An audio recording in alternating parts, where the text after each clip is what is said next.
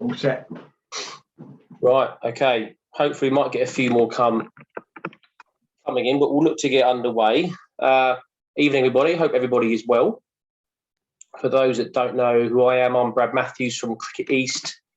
My colleague Will Sneath is also on the call tonight. Thanks very much for joining us. Why are we running this webinar?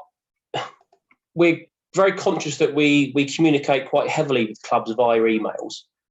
And sometimes, things can get lost in translation or, things not picked up at all. And we wanted to share this with you as we felt it's quite an important area and potentially quite exciting area for clubs to explore. So this is the reason why we're not just sending an email and say, this is the new ECB Grants Fund, but maybe introduce it a little bit of a different way, which is why you're all here tonight. So thanks very much for signing up.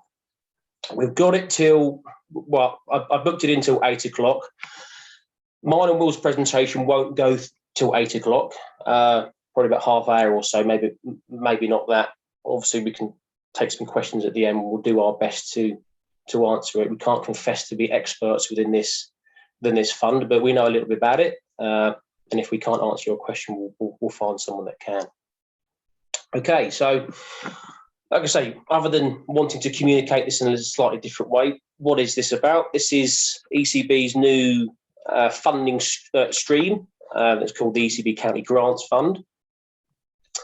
Okay, Will, do you want to flick on to the next slide? Okay, so this is very much an introductory webinar. We're not going to go into bore you with too much information and details, but there's a couple of things that we would like to, in terms of an outcome that we'd like to get across. So when you guys sign off tonight, one would be to have a broad understanding of what the fund is. And secondly, hopefully it might pique your interest around some things that you might have some ideas floating around your head and potential areas there where you can explore. All the slides that you're going to see tonight are from the official ECB guidance documents that we have as the board, and I will share with you after this webinar. So everything that you'll see will be on that guidance notes. It will have a lot more meat on the bones to what myself and Will are going to talk about. This is a bit of a broad brushstroke, giving you a bit of an ideal picture of it. So just having a look about what the contents for this evening is. We'll have a look at what the scheme is, the type of projects that you could look to explore, things that you've got to do to be eligible, the support out there, and finally, how you can actually apply for one of these grants. Okay, well, right. Okay, I'll just let you digest that for a sec. So this is about supporting clubs, and it's looking at 3 separate themes or categories. Welcome environments, looking at providing facilities, enhanced facilities and playing opportunities for women and girls and or disabilities, and looking at tackling climate change. So this fund, the ECB County Grant Fund, is open until at least the end of 2024. So these 3 categories that you see on your screen here, they won't change for the next, 3 or 4 years. However, it's important to note, it says there, as you can see, you can apply the actual funding cycle for it. So the pot of money that we receive is broken down into 3 separate smaller time frames. So we've got a pot of money that we can allocate to clubs between now and the end of 2022. When we get to the end of 2022, we will get a fresh pot of money where you can apply for another grant or another category. Within each category or within each funding cycle, so between now and the end of 2022, clubs can only apply for one of these 3 categories that you see here. So, for example, I'm a club. I look to put an application in for welcoming environments. I'm successful with that grant this year. For the remaining of the life cycle of this grant, I can no longer apply for that particular category. I can apply for the other 2. if I'm unsuccessful, if I'm a club and I'm unsuccessful at applying, then obviously you can look to apply for that same category in future years, but you can only apply once per year. Hope that makes sense. So what we're going to be talking about tonight is the first bit of it. Between now and the end of 2022, we've got a pot of money, or whatever comes first, basically. So if all of our money allocated gets divvied up before the end of 22, we won't get any more money until the start of 2023, when we get a fresh pot, where club's going to look to explore further projects. So it's one category per year. You can only apply once. If you're successful in any category, that's that category finished for you as that club. Okay, Will. Okay, so very simply, it's between £1,000 and £10,000 per application that you can apply for. Obviously, there's some partnership funding that you can put towards it. There is no obligation for you to submit, when you submit your application, to include partnership funding. But one thing I can tell you, it will look favourably upon you. The more partnership funding, the more funding that you can get from other sources, it will look positive. It will favour your chances of actually getting that grant over the line. There's no obligation to, but as it says there, the more that you can put yourselves through other grants, schemes, club funds, etc., sponsorship, the more chances you've got of being successful. Okay. Right. Okay, so project theme 1, creating a welcoming environment within your club, is looking at supporting the national products of All Stars and Dynamos, looking at the development of women and girls cricket and/or disability cricket. There's some subsections there that you can consider. You can consider enhancing your social space, your toilet facilities, catering, your arrival and access, looking at digitalising your club. And obviously there's some within there. Okay, like I said, everything that you will see here, I will send you the official documents where you'll have much more time to digest this and mull over with your club. So that's the first theme.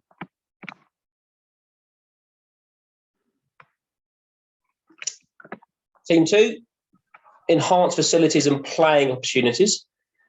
So this is looking at specifically women and girls cricket and/or disability cricket. We're looking at non-turf pitches here, enhancing net facilities, changing facilities, those sharing spaces, improved toilet provision, general decoration, and some lockers. Okay, and the third one, climate change. So again, without wanting to read it kind of word for word, we're looking at some resilience around flood and droughts, how you can enhance your energy saving ability at your clubs, how you can better manage your water. Okay. Right, so in order for you to be eligible within one or any of the 3 categories, I'll just kind of go over this for you. So creating and working environments, we're looking at, obviously you need to be affiliated to us at Cricket East. You need to have registered for All Stars in 2021-22, so for next year. You need to be actively involved within developing women and girls cricket and/or disability cricket. It says there, obviously there's been an expectation that junior programs will include actively engaged with girls, but we are kind of really focusing on clubs that are working on their national programs, working on developing women and girls cricket and/or disability. So if you're thinking about category 2, theme 2, enhanced facilities for playing opportunities for women and girls and all disability, clubs need to be involved, actively engaged in competitive female cricket and or disability cricket. So if you're thinking about enhancing your net facilities or looking at a non-turf pitch, and you've just got some women or some ladies or some girls that are just training at your club and you're looking to develop that, you wouldn't be eligible for that category. They have to be playing in some sort of league structure.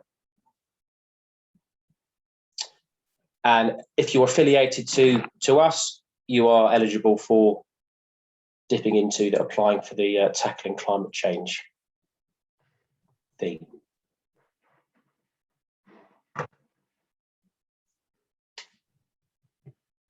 Okay, I think this is the last bit from me. So in terms of further eligibilities, this isn't an exhaustive list. There's a few more criteria that you've got to tick, but if you've applied for grants in the past, this won't be anything new. It's things like obviously being affiliated, having a constitution, having the right level of insurance, having at least 1 year's security of tenure, having a bank account. There are some other bits in there, a bit more boring, but nothing that you wouldn't have come across already.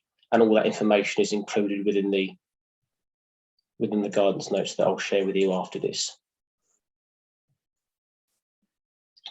Okay. Is that me done? Well, it's over to you now, is it? That's right, mate. Yeah. Okay. Will's going to take you through the next part of the presentation, a little bit about that first area of welcoming environments. Thanks, Brad. Evening all. Just reiterating one or two of Brad's points.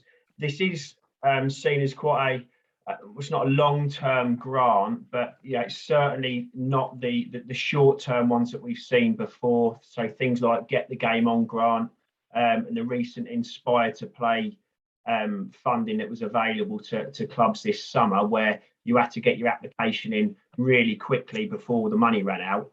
The ECB are very keen for this not to be what they've called a bit of a dash for cash like some other funds have been, and really want clubs to use this fund to make a difference at their own individual clubs. So as such, they really want applications to be well considered. £10,000 in the grand scheme of things on some of the developments that have gone over the years isn't a massive amount of money, but it's certainly substantial enough to be making some good improvements in your clubs and making them better places for people to come and want to play cricket and spend some time and hopefully, you know, really participate in the sport in whatever capacity they can. So in order to help this, they have created this guide called Creating Welcoming Environments. Some of you may have seen it. It has been on the ECB website for at least a couple of months now, I believe. But it's a really useful guide for you guys to have a look through and consider what's on there and help you look at your clubs and what they need. It actually sits very nicely within ECB's Inspiring Generation strategy that we're currently in the middle of. It runs till 2024. And there's particularly run within three key priorities amongst that strategy. We've got making cricket more accessible, there's engaging children and young people and transforming the women and girls game. And this really helps all those three priorities from Inspiring Generations. Now, there's been plenty of research over recent years as to why participation rates amongst some groups across all sports are particularly low. And the ECB themselves did a survey in 2019 of all clubs around the current state of their facilities, and some of you may well have taken part in that survey, looking at potential barriers for participation, particularly amongst women and girls. What's stopping them joining our clubs? What's stopping them coming down to the clubs and spending time? And off the back of these studies, they formed the basis of this guide. So within this guide, it gives you a way of really looking at your current facilities, reviewing them, and making some informed decisions about the kind of changes and developments that you might want to make to really make a difference and make those places nicer places for people to spend time. We all know if it's a nice place to hang out and have a drink, people are going to stay longer. The feel around the club is a lot better. With that, we'll get more people down there. Hopefully, we'll get more players, but equally important, we'll get more people willing to volunteer and spend time down the club and helping us move the game forward. It highlights a few projects and the difference that they can make. And what it does is it provides you with a guide or a process to follow to review your own clubs. There's a 5-step process that they have within this document. It is quite a thorough process, and I'm sure if you look at it, some of you will think, yeah, I like that bit, I don't like that bit so much. And it might be that you use 1 or 2 steps in that process. Others might want to go right through from step 1 to 5. But it's certainly a good way of approaching any reviews of your facilities, and so just making them more informed decisions. I've no doubt there's plenty of great ideas amongst you guys listening in on this call, but what they have created is a survey of your facilities. So there's 10 questions that you can send out to your membership, and this will really help support you in making sure that the decisions that you're making are the right things to be considering if you're going to use this fund, or if you're going to develop your facilities in any way. So this could go out to your playing membership, your volunteers, your parents, your spectators, anybody who visits your club, and that's going to give them an opportunity to feed back into the club and really give you a good idea of what their thoughts are of your club. We've all got our own perceptions of our own club, and we think we know what should be developed and what shouldn't be developed. But to be able to go out to the membership and all those people that are visiting the club, is going to empower them. They're going to, I'm sure they're going to appreciate being involved and being asked on their opinions. And no doubt there's going to be some decent ideas come out of them as well. Plenty of wacky ones, but yeah, I'm sure there'll be some good ones that you can really put forward. So there's a survey that you could quite easily adapt into an electronic survey or print it off, however you wish to do it in your club. Once you've done that, they've also created a checklist of your facility. So off the back of what you've got from your membership, the things that you know yourself and can review yourself, it allows you to be able to do a RAG rating of your facilities, and that will hopefully show you where attention maybe needs maybe needed in more areas than others. It is broken into 3 areas. There's the first impressions and the overall feel of the club. So if we've got a new person coming into our club, what do they think of our club? Is the entrance welcoming? Is it well lit? Is the signage good? Is it clear where people should be going? Then it looks into asking questions around just your general facilities in the club, maybe some catering facilities, what the viewing area is like for spectators. Do we have benches that they can sit on and watch the game? Is there chairs in the pavilion where they can sit and watch the game if the weather's not great? And then obviously into the changing facilities and the sanitary facilities, and you've got your toilets and what facilities you've got there. So it gives you quite an extensive review of your facility. Once you've done all that and you've got your evidence and you've got some ideas, it then gives you a bit of an idea on the types of thing you can do, and it sets budget brackets as well. So we've got what you can do for £5,000. So if you're getting the feedback that it's hard to know where to go, where the toilets are, where the changing facilities are for the away team, You know, if you've got £5,000, it gives you some ideas what you can do with that, right up to if you've got as much as £25,000 to spend. You know, the types of thing that you can do with that money. So it gives you some plenty of good ideas, and also these are obviously related back to what the barriers were, or the feedback from the survey in 2019 as to why people aren't finding some cricket clubs particularly welcoming. You know, this is the suggestions that they've put forward as to what may help. So it's there, it's a tool for you to use to really make sure that if you are going to use this fund, or any funds that you've managed to get hold of as a club, whether through fundraising or sponsorship or however you've done it, that is being used in the best possible way, and making sure that it's not just a short-term fix, it's something that's going to have an effect on your facility within over the long term. So that's really around the creating welcome environments category. As Brad alluded to, there are two other areas that you can apply for this fund for. As you mentioned, if it's providing enhanced playing opportunities and facilities, if you've got competitive women and girls or disability cricket, there's some information on that link there, just to tell you about what you can do. ECB do have some approved suppliers, so if this is going to be somewhere that or something that you want to do, you are going to need to go through an ECB preferred supplier, and there's a list and some details about those companies that do that. Also, as Brad mentioned, there is the fund available for tackling climate change.